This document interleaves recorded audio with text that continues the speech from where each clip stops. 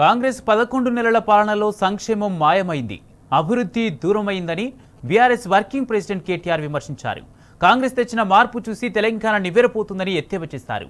సంక్షేమ గురుకుల పాఠశాలలకు తాళాలు వేస్తే తప్ప 9 నెలల్లో 3 నెలల ఆహార బిల్లులు, భవనాల కిరాయిలు చెల్లించలేదన్నారు.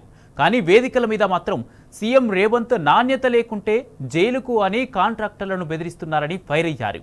సంక్షేమ గురుకుల పాఠశాలల నిర్వహణ గాలికి వదిలేయడంతో 36 మంది విద్యార్థులు వివిధ కారణాలతో చనిపోయారని ఆవేదన వ్యక్తం చేశారు. వందలాది గురుకుల పాఠశాలలు, వసతి గృహాల విద్యార్థులు రోడ్డెక్కుతున్నారన్నారు కేటీఆర్.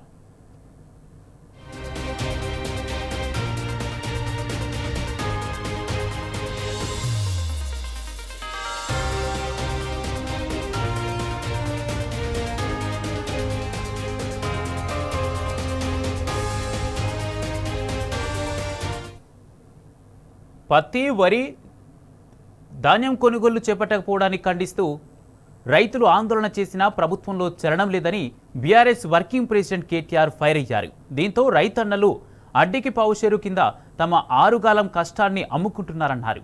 హైడ్రా, మూసీ సుందరీకరణ పేరుతో హైదరాబాదు పేదల బతుకుల్లో నిప్పులు పోసి కంటికి కునుకు లేకుండా చేశారని మండిపడ్డారు. ఫార్మాసిటీకి సేకరించిన భూమిని పక్కన పెట్టి ఫార్మా క్లస్టర్ల పేరుతో గిరిజనుల జీవితాల్లో భయాన్ని నింపారని నిప్పులు చెరికారు. మా భూములు మాకేనని ఎదిరించిన వారిని అక్రమ కేసుల్లో జైళ్లకు పంపుతున్నారన్నారు. అన్ని వర్గాల ప్రజలను ఆగం చేస్తున్న కాంగ్రెస్ ప్రభుత్వానికి బుద్ధి చెప్పేందుకు అంతా ఎదురు చూస్తున్నారన్నారు కేటీఆర్.